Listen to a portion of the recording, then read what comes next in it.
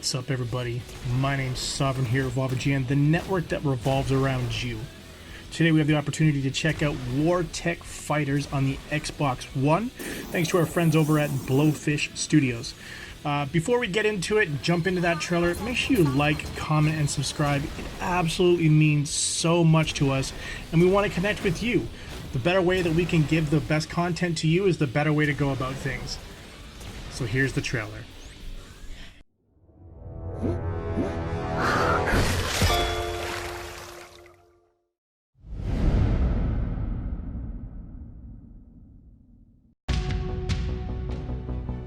And then, the war began.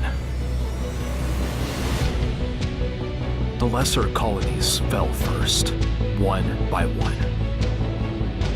The others developed new machines designed to fight in space. They were called WarTechs.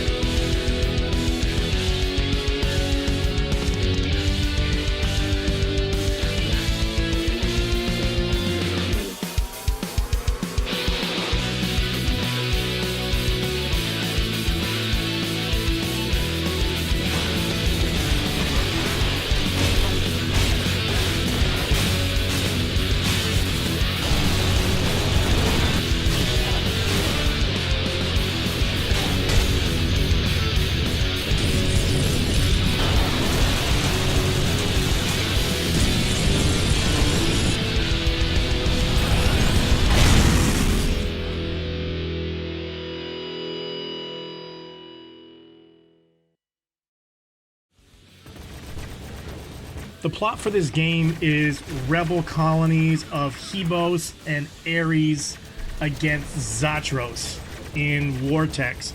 WarTechs are basically giant robots, kind of like Gundam. If anybody knows the anime Gundam, it's kind of like that.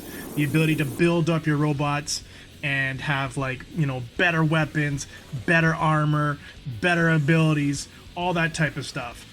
So that's kind of what it's all about, and you're basically kind of doing these type of missions of going to research and going to attack and defend. So all of that is kind of being placed into this. Now the gameplay itself, to be honest, is actually too complex.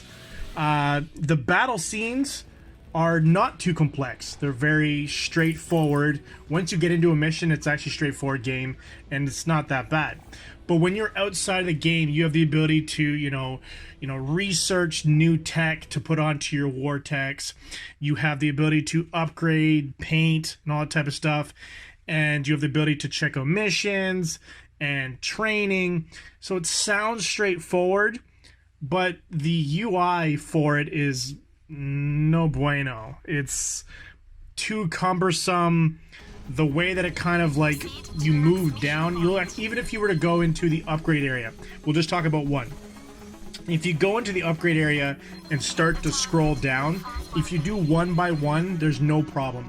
But if you want to try to, like, let's say, rip all the way to the bottom of the helmets or the, you know, the headpieces, it'll start to lag because there's so many options. This is actually one of the times where I'm against so many options. I'm having a hard time thinking about how this is coming out of my mouth, but there's so much and so much to do that the UI that they've built for it does not support it well. Maybe it might be better to do like a tree. If you had like this helmet and it connected to these three, and then down here is this one, it connected to these three. That would probably be a better approach rather than, okay, well, I don't want to use this helmet, let me scroll down. No, not that one. Scroll down. Not that one. Scroll that. Okay, this one. And then start upgrading that. It really makes it cumbersome, like I said, and I think they could have done it a better way. Beyond that, when you're actually out on the mission, it's very Ace Combat Star Fox-esque type feeling. You know, it's that, you know, zooming around, whipping your camera around, as well as also pivoting your character, and then using the reticle target to, you know, basically attack whatever the enemy is on the stage, whether it be another Vortex, or whether it be a plane, whether it be a small one or a big one, whether it be, you know, a space station. All this stuff, it's all about you kind of pivoting around. Graphics, kind of going along with what I said before, it's got that Ace Combat Star Fox. So it's got the Star Fox type of feel to the mechanics, and that's kind of conveyed through in the graphics, but it's got that Ace Combat feel. The one thing that I would say is kind of bad about it is it's not Ace Combat from today. It's like Ace Combat from, I don't know, 5-7 years ago. It's quite dated in the way that it looks. I think it could be a lot better. There's definitely some scenes that are amazing. Don't get me wrong. When you're, you know, projecting yourself out of the ship to start your mission, that's badass. It's awesome. But then it kind of just dulls out quite quickly. You're just kind of spinning around, you know, shooting, and then kind of knocking and moving on to the next one. Controls, kind of playing off what I just said, is that whole spinning around thing. It's not the smoothest controls. What really I hate is when you're like aiming on a character or an enemy and they whiz by you and your character kind of grabs it and swings you at the same time.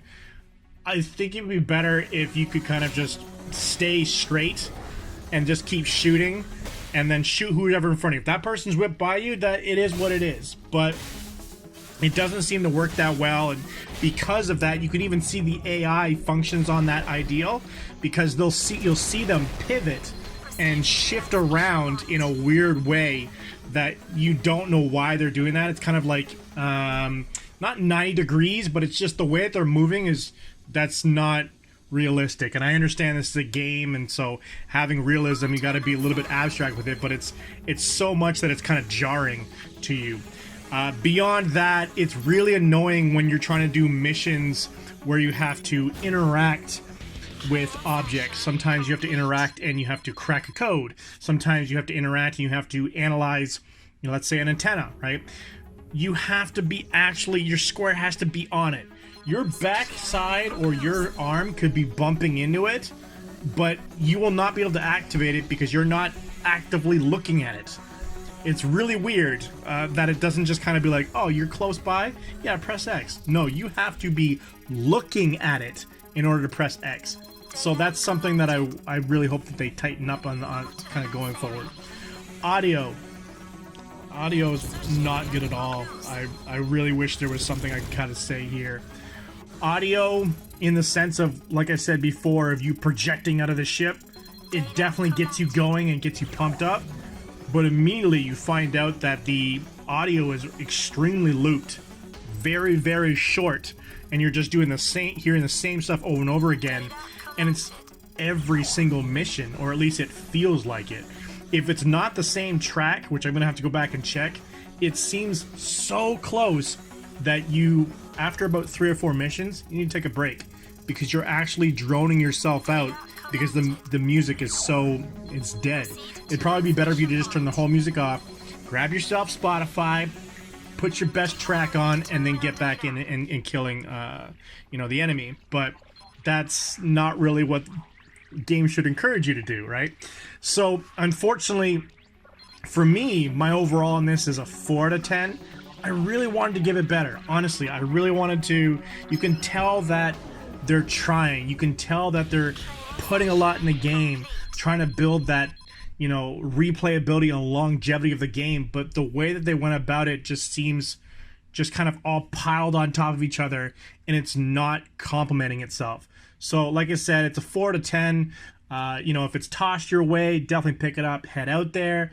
But I wouldn't honestly be purchasing this game until they made some tweaks.